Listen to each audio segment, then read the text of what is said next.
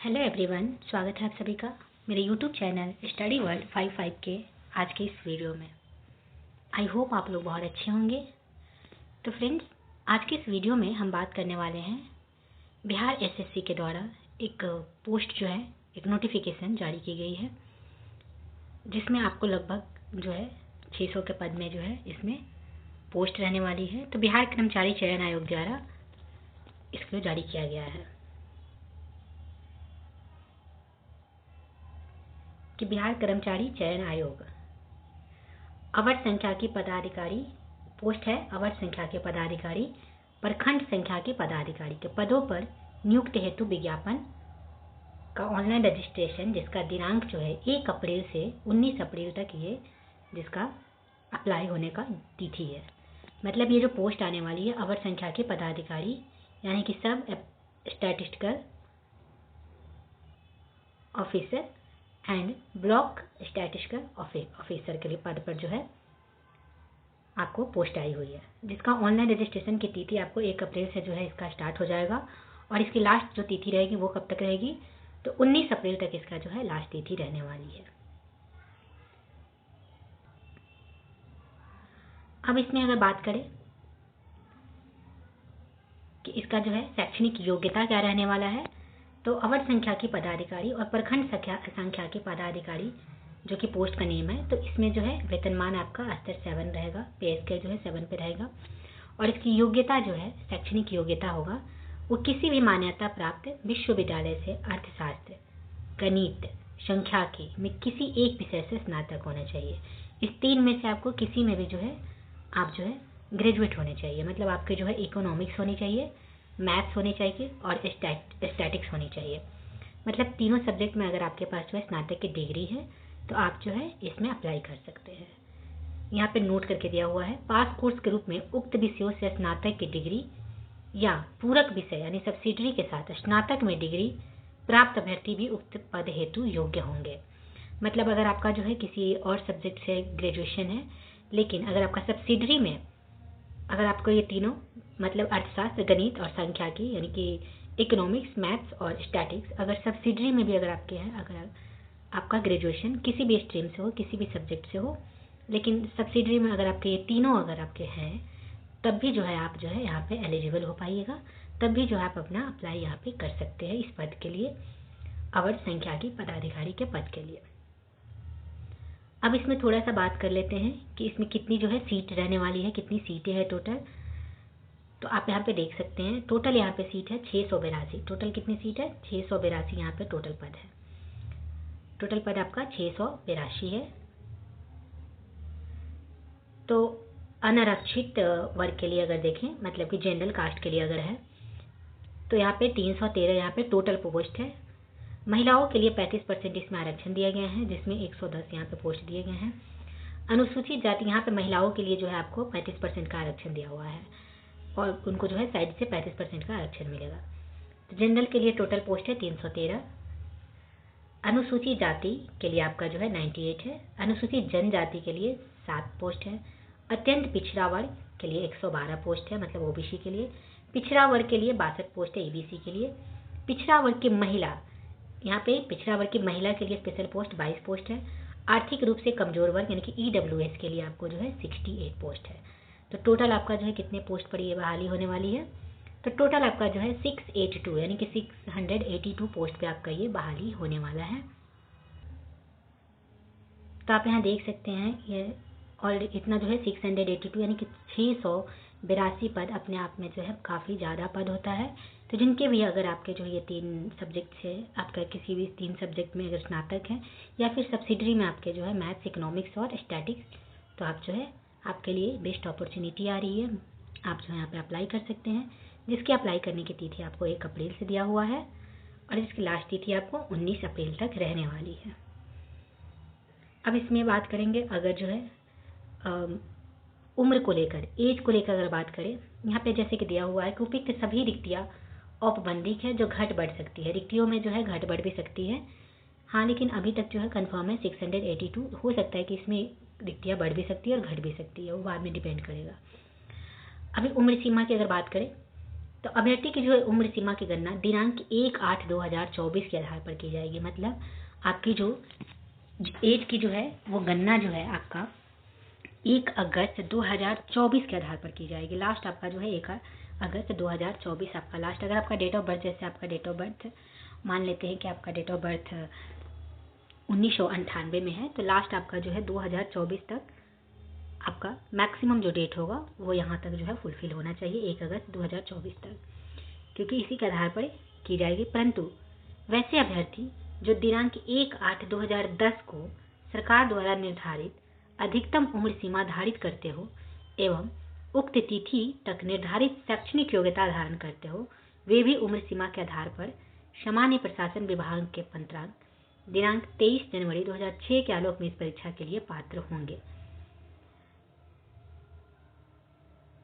तो यहाँ पे जो है आपका उम्र सीमा जो है न्यूनतम जो है, मिनिमम आपका जो है उम्र सीमा कितना होना चाहिए, तो मिनिमम आपका 21 वर्ष सभी कोटि के लिए जो है, सभी वर्ग के लिए, सभी कैटेगरी के लिए आपका जो है मिनिमम जो है, सबसे मिनिमम न्यूनतम उम्र सीमा जो है कितना होना चाहिए, तो आपका 21 वर्ष जरूर होना चाहिए। 21 वर्ष में सभी वर्गों के लिए एलिजिबल है अगर आपका 21 वर्ष हो जाता है। और अधिकतम आपका जैसे वहाँ पे दिया हुआ था कि 1 अगस्त 2024 तक आपका जो है अधिकतम उम्र सीमा इतना होना चाहिए।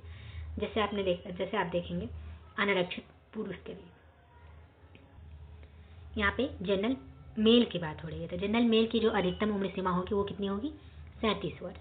आपका 37 वर्ष 1/8/2024 तक जो है आपका 37 वर्ष होना चाहिए। आपके डेट ऑफ बर्थ से आप लोग जो है अपना कैलकुलेट कर लीजिएगा, वहाँ से आपका जो है 1/8/2024 तक आपका 37 वर्ष हो जाना चाहिए, तब जो है आप जो है एलिजिबल होंगे। ये है जनरल मेल के लिए। अब बात करेंगे पिछड़ा वर्ग और अत्यंत पिछड़ा वर्ग, पुरुष और महिला, यानी कि ईबीसी, ओबीसी और ईबीसी महिलाओं के लिए जो है यहाँ पे क्या कितना है, पुरुष और महिला दोनों का जो है सेम यहाँ पे दिया हुआ है 40 साल। 40 साल आपका जो है मैक्सिमम एज होना चाहिए। अनारक्षित महिला यानी कि मतलब जनरल कैटेगरी की महिला, जनरल कैटेगरी की महिला का भी जो है आपको यहाँ 40 वर्ष छूट दिया गया।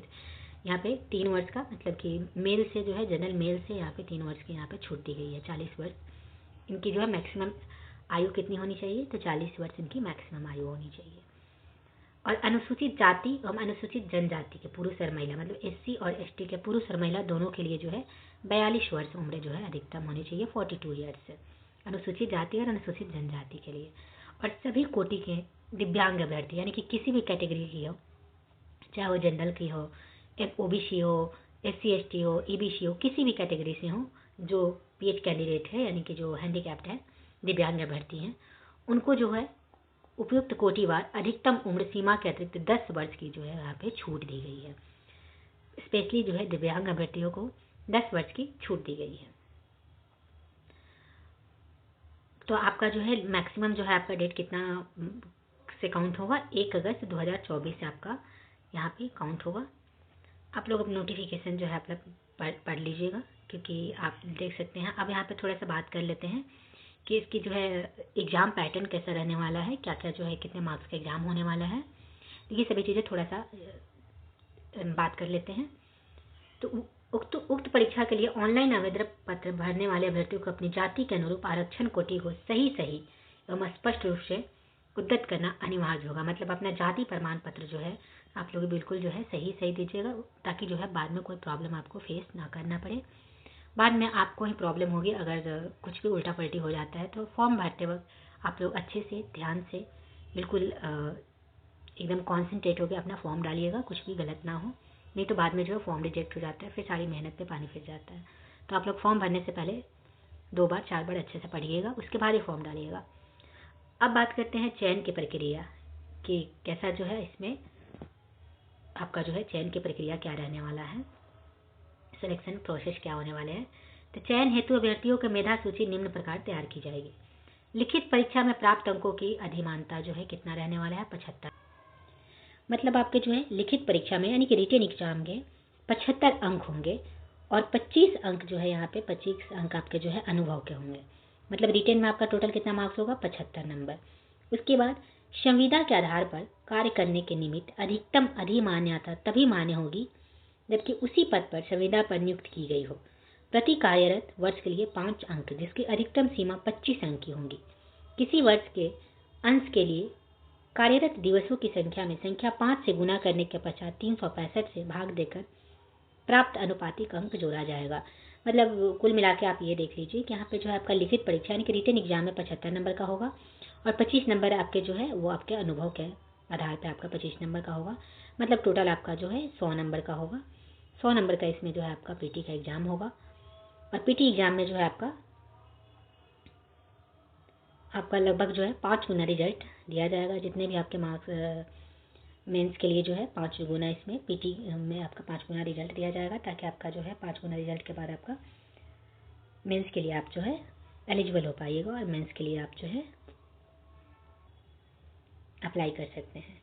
यहाँ पे बात करें, प्रश्न वस्तुनिष्ठ एवं बहुविकल्पीय होंगे, यानी कि ऑब्जेक्टिव होगा। कुल प्रश्नों की संख्या 150 होगी। प्रत्येक सही उत्तर के लिए 4 अंक दिए जाएंगे तथा प्रत्येक गलत उत्तर के लिए 1 अंक की कटौती की जाएगी। परीक्षा की अवधि 2 घंटा 15 मिनट की होगी। लिखित परीक्षा में भाषा का माध्यम हिंदी अंग्रेजी होगा। अगर हिंदी एवं अंग्रेजी के प्रश्न पत्रों में कोई भिन्नता होगी तो अंग्रेजी के प्रश्न ही मान्य होंगे। मतलब आपका जो है अगर कुछ प्रॉब्लम हो जाएगा, अगर हिंदी इंग्लिश आपने चूज किया है तो आपका जो अंग्रेजी वाला जो प्रश्न होगा उसी को मान्य किया जाएगा। ऐसे जनरली होता नहीं है, एक तो कभी कभी ऐसे केस में जो है 1-2 हो जाते हैं। फिर मेधा सूची में समान प्राप्तांक होने की स्थिति में उम्मीदवार की जन्म तिथि के आधार पर अधिक उम्र वाले उम्मीदवार को मेधा क्रम में ऊपर रखा जाएगा। ये सब जो है छोटी छोटी बातें जो आप ऑलरेडी आपको पता है। समान प्राप्तांक एवं समान जन्म तिथि होने की स्थिति में उम्मीदवार के नाम को अंग्रेजी वर्णमाला के अनुसार मेधा क्रम में स्थान दिया जाएगा। मतलब आपका जो है पहले आपका डेट ऑफ बर्थ के अनुसार ही आपका मेधा सूची में यानी कि मेरिट लिस्ट में नाम आएगा। आपका जो है यहाँ पे न्यूनतम आहार तक या जनरल के लिए आपको 40% जो लाना होगा तभी आप पास कर पाएंगे। पिछड़ा वर्ग को जो है 36.5% होना चाहिए। अत्यंत पिछड़ा वर्ग का 34%। अनुसूचित जाति और जनजाति के लिए 32% क्वालिफाइंग मार्क्स है। सभी महिला वर्ग के लिए 32% क्वालिफाइंग मार्क है और दिव्यांग सभी वर्ग के लिए 32% है। यहाँ पे ऑल कैटेगरी महिला और ऑल कैटेगरी दिव्यांग का सेम है यहाँ पे दिया हुआ, चाहे वो जनरल हो, ईडब्ल्यूएस हो, ओबीसी हो, SC ST हो, सभी के लिए 32% क्वालिफाइंग। लेकिन ये सब जो है बस एक क्वालिफाइंग मार्क्स होता है। बाकी आपका जो है कट ऑफ जो है निर्धारित होता है आपके मार्क्स के बेसिस पे ही, और कट ऑफ उस पर होता है। ये क्वालिफाइंग मार्क्स है बस। कट ऑफ आपका जैसा जैसा जो है जिस टाइप का आपका क्वेश्चन होता है, जैसा हार्ड हुआ ईजी हुआ तो उसके बेसिस पे ही कट ऑफ तैयार किया जाता है। ये बस कहने के लिए हो जाता है, इसमें कोई ज़्यादा इंपॉर्टेंट चीज़ नहीं है, बस एक क्वालिफाइंग मार्क्स होता है। उसके बाद जो है आपको सामान्य वर्ग, पिछड़ा वर्ग, अत्यंत पिछड़ा वर्ग के पुरुष अभ्यर्थी के लिए जो है आपके मेल के लिए 540 रुपये लगेंगे। अनुसूचित जाति, अनुसूचित जनजाति, बिहार के अस्थायी निवास के लिए जो भी जो है SC ST जो है स्पेशली वो बिहार के हों उनको 135 रुपये लगेंगे। बाकी जो बाहरी है, जो भी अदर स्टेट के अगर कोई भरना चाहते हैं तो वो सारे जो है आपको यहाँ पे सामान्य वर्ग में ही आ जाएंगे। जनरल कैटेगरी में उनका 540 रुपये लगेंगे परीक्षा शुल्क। और सभी श्रेणियों के दिव्यांगों के लिए अनुसूचित जाति जनजाति के समान, मतलब सभी श्रेणी के दिव्यांग यानी ऑल कैटेगरी के दिव्यांग के लिए 135 रुपये ही लगेंगे। सभी श्रेणी की महिलाएं, सिर्फ बिहार के अस्थायी, मतलब ऑल कैटेगरी महिलाएं, चाहे वो किसी भी कैटेगरी से हो, जनरल से हो, SC ST हो, ABC हो, OBC हो, जो भी किसी कैटेगरी से हो, उनको जो है 135 रुपये लगेंगे। और बिहार राज्य के बाहर के सभी श्रेणी के अभ्यर्थी हो, पुरुष महिला है, तो ये सभी जो है जनरल में काउंट किए जाते हैं, इसलिए 540 रुपये इनके लगेंगे। परीक्षा शुल्क की राशि पर प्रोसेसिंग चार्ज एवं सेवा सर्विस टैक्स अभ्यर्थी द्वारा अलग से वहन किया जाएगा। परीक्षा शुल्क अभ्यर्थी द्वारा online credit card, debit card, UPI, net banking आदि के माध्यम से जमा किया जाएगा। और इसकी जो है ऑनलाइन जो है अप्लाई करने की ऑनलाइन तिथि आपका कब से स्टार्ट होने वाला है, तो आपका 1 अप्रैल से इसका ऑनलाइन तिथि आपका जो है ऑनलाइन तिथि अप्लाई होने की स्टार्टिंग डेट है। वहाँ से जो है आपको 1 अप्रैल को इसका लिंक एक्टिव हो जाएगा, तो उसके बाद जो है आप अप्लाई कर सकते हैं। और ये लास्ट जो है 19 अप्रैल 2025 तक जो है जमा किया जाएगा। हो सकता है इसमें घट बढ़ सकता है, लेकिन अभी कुछ भी कंफर्मेशन नहीं है। लास्ट डेट आपका 19 अप्रैल ही है। परीक्षा की जो है आपका जो है वही ऑब्जेक्टिव क्वेश्चन पूछे जाएंगे, जिसमें आपके जो है पीटी के लिए मतलब प्रारंभिक परीक्षा वस्तुनिष्ठ प्रकृति की होगी और प्रारंभिक परीक्षा के माध्यम से कोटिवार उपलब्ध रिक्तियों के 5 गुना संख्या के बराबर अभ्यर्थियों का चयन मुख्य परीक्षा के लिए किया जाएगा। मतलब पीटी में आपका जो है 5 गुना रिजल्ट दिया जाएगा मेंस के लिए, और मुख्य परीक्षा हेतु अलग से विज्ञापन प्रकाशित किया जाएगा। फिलहाल अभी ये जो है पीटी के लिए है। और प्रारंभिक परीक्षा में एक पत्र जो है सामान्य ज्ञान का होगा, जिसमें निम्नांकित विषय होंगे। इसमें कौन कौन से विषय होंगे? तो सामान्य अध्ययन होंगे, सामान्य विज्ञान एवं गणित होंगे, और मानसिक क्षमता जांच यानी कि comprehension, logic, reasoning, mental ability यानी कि रीजनिंग यहाँ पे मेन होगा, मानसिक क्षमता जांच का होगा। यहाँ पे जनरल साइंस और मैथ्स होंगे, और सामान्य अध्ययन जीके जीएस का होगा। ये सारे ये तीनों जो है आपको पीटी के एग्जाम में आपका सिलेबस है। सामान्य अध्ययन में आप लोग जो है यहाँ पे देख सकते हैं, आप पढ़ सकते हैं। सामान्य अध्ययन में इसमें जो है प्रश्नों का उद्देश्य अभ्यर्थियों के आसपास के वातावरण की सामान्य जानकारी तथा समाज में उनके अनुप्रयोग के संबंध में उसकी योग्यता की जांच करना होगा। वर्तमान घटनाओं और दिन प्रतिदिन की घटनाओं के सूक्ष्म अवलोकन तथा उनके प्रति वैज्ञानिक दृष्टिकोण जैसे मामलों की जानकारी संबंधी ऐसे प्रश्न भी शामिल किए जाएंगे सामान्य अध्ययन में, जिनके बारे में जानकारी रखने की किसी भी शिक्षित व्यक्ति की अपेक्षा की जाती है। इसमें बिहार, भारत और इसके पड़ोसी देशों के संबंध में विशेष रूप से प्रश्न पूछे जा सकते हैं। यह आपका जो है सामान्य अध्ययन में हो जाएगा। इसमें आपको समसामयिक विषय यानी कि वैज्ञानिक प्रकृति, राष्ट्रीय अंतर्राष्ट्रीय पुरस्कार, भारतीय भाषा, पुस्तक, लिपि, राजधानी, आपका करंट अफेयर्स भी यहाँ पे पूछा जाता है। भारत और उसके पड़ोसी देश के बारे में भी पूछा जाएगा। सामान्य विज्ञान में आपके जो है भौतिक शास्त्र, रसायन शास्त्र और जीव विज्ञान और भूगोल यहाँ पे पूछे जाएंगे। गणित में आपके जो है इसमें लगभग जो है आपका दशमलव और भिन्न संख्याओं के बीच यानी कि सिंप्लीफिकेशन, रेशियो एंड प्रोपोर्शन, प्रतिशत, अनुपात तथा रेशियो, ये सब सभी जो है औसत, ब्याज, सभी लाभ हानि, प्रॉफिट एंड लॉस, सारी चीज़ें जो है गणित में ये आप देख सकते हैं। यहाँ पे अपना जो है पीडीएफ एक बार आप डाउनलोड कर लीजिएगा, अच्छे से पढ़ लीजिएगा कि कौन कौन से जो है सब्जेक्ट से आपके कौन कौन से सिलेबस में क्या क्या आने वाला है। मानसिक क्षमता जांच में आपका जो रीजनिंग में तर्क शक्ति जो होता है, आप रीजनिंग का जो है क्वेश्चन आपका इसमें मेनली पूछा जाता है। और मुख्य परीक्षा के लिए जो है दो पत्र होंगे। एक होगा हिंदी, जो अर्हक होगा यानी कि जो परीक्षार्थी इसमें 30% या 30% अधिक अंक लाएंगे उन्हीं का दूसरा पत्र मूल्यांकित इवैल्यूएट किया जाएगा।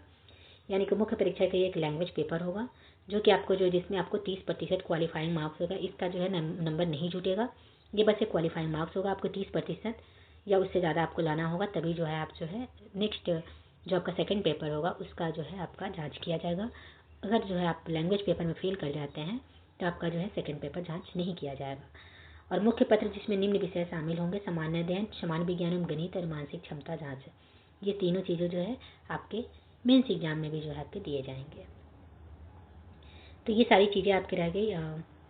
इसमें आपके जो है क्या क्या जो है डॉक्यूमेंट लगने वाला है, तो जाति प्रमाण पत्र आपके लगेंगे, और जो है स्थायी निवास, मूल निवास, डोमिसाइल प्रमाण पत्र यानी कि आपका जो है जाति प्रमाण पत्र लगेंगे और रेसिडेंशियल लगेगा। दोनों चीज़ जो है आपके लगने वाले हैं। दोनों चीज़ आपका जो है अप्लाई करते वक्त आपको देना होगा। जो भी क्रीमी लेयर और EWS हैं वो लोग भी अपना जो है डॉक्यूमेंट तैयार करके रखेंगे, वो उनको भी जो है अपलोड करना पड़ेगा। तो ये सारी चीज़ें बात कर लिए। ये जो पद जो है ओवरऑल इस पद की जो है बस इतना ही है कि ये पद जो है अवर संख्याकी पद और ब्लॉक स्टैटिस्टिकल ऑफिसर यानी कि 682 पद जो है ये आने वाले हैं।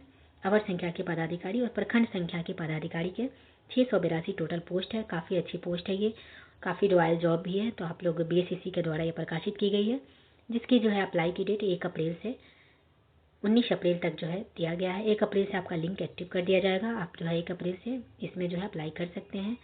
शैक्षणिक योग्यता में आपके पास जो है गणित, अर्थशास्त्र और सांख्यिकी यानी कि इकोनॉमिक्स, मैथ्स और स्टैटिक्स में जो है आपके ग्रेजुएशन होना चाहिए। अगर इसमें आपके ग्रेजुएशन नहीं है तो आपके जो है किसी भी स्ट्रीम में आपका ग्रेजुएशन हो, लेकिन सब्सिडरी में अगर आपके 3 सब्जेक्ट हैं तो आप लोग जो है यहाँ पे अप्लाई कर सकते हैं, आप जो है एलिजिबल हो सकते हैं। तो ये बहुत अच्छी पोस्ट है, आप लोग जो है ज़रूर भरिए और तैयारी कीजिए और सिलेक्शन लीजिए। आई होप आप लोग को ये वीडियो बहुत अच्छा लगा होगा। तो वीडियो को यहीं पे समाप्त करते हैं। Thank you very much.